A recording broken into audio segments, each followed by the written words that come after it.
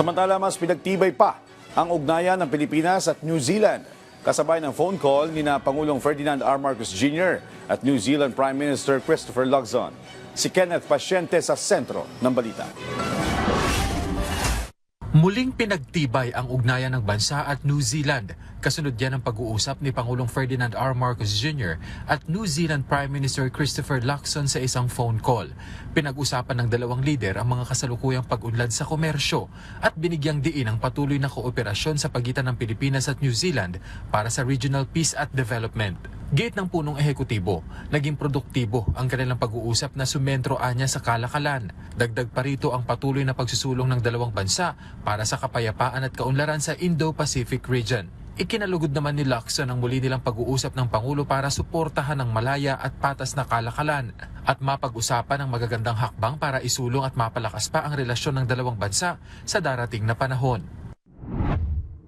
Ikinalugod naman ng Pangulo ang mas lumalalim pang bilateral relations ng bansa at France kasunod ng courtesy call ni French Minister of Trade Laurent Saint-Martin. Giit niya na sa kabila ng distansya ng Pilipinas at France, patuloy na napapalakas nito ang kooperasyon. Gayon din ang pagsunod sa international law na kapwa pinahahalagahan ng mga ito.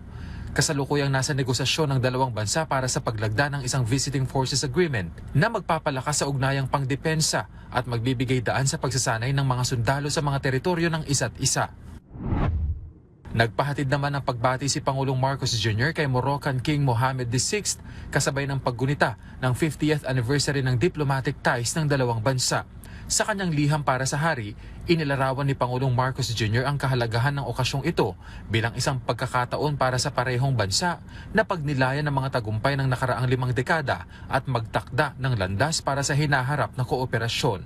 Kenneth Pasyente para sa Pambansang TV sa Bagong Pilipinas.